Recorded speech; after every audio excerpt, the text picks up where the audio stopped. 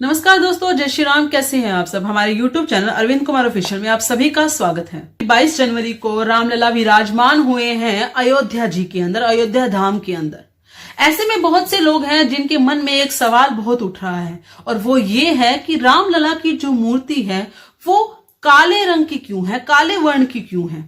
ऐसा क्यों है कि उनकी जो मूर्ति है वो गोल्डन कलर की या सुनहरे कलर की या सोने से ही क्यों नहीं बनाई गई।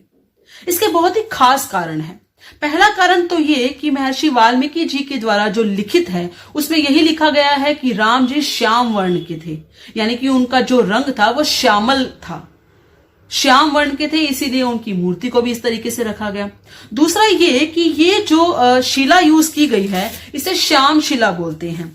श्याम शिला के पत्थर से ही इनकी मूर्ति को बनाया गया है, और इस पत्थर की जो खूबी है वो ये है कि हजारों सालों तक ये ज्यों की त्यों रहती है। इसका कहीं से किसी तरह का कोई रंग या कोई मतभेद या किसी तरह का कोई रंगभेद नहीं होता। ये वैसी की वैसी ही रहती है जिस रूप में इसको आकार दिया जाता है।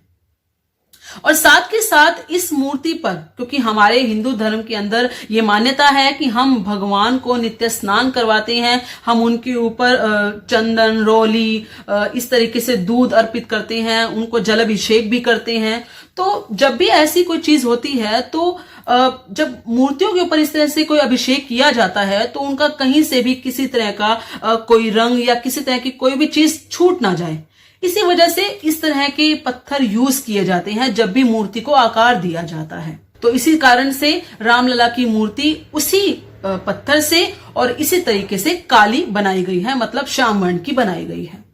अब एक क्वेश्चन ये भी आया है कि जो रामलला का स्वरूप है वो बाल स्वरूप ही क्यों बनाया गया है।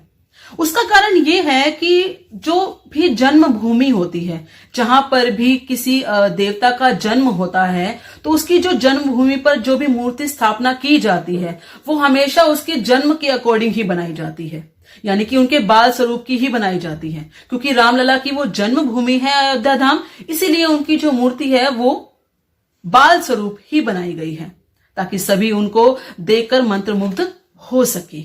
रामलला के जो बाल स्वरूप का दर्शन जिसने भी किया है वो सभी मंत्रमुग्ध भी हुआ है, और हम सभी भाग्यशाली हैं कि हमारे समय में हमारे प्रभु श्री राम अयोध्या धाम में विराजित हुए हैं।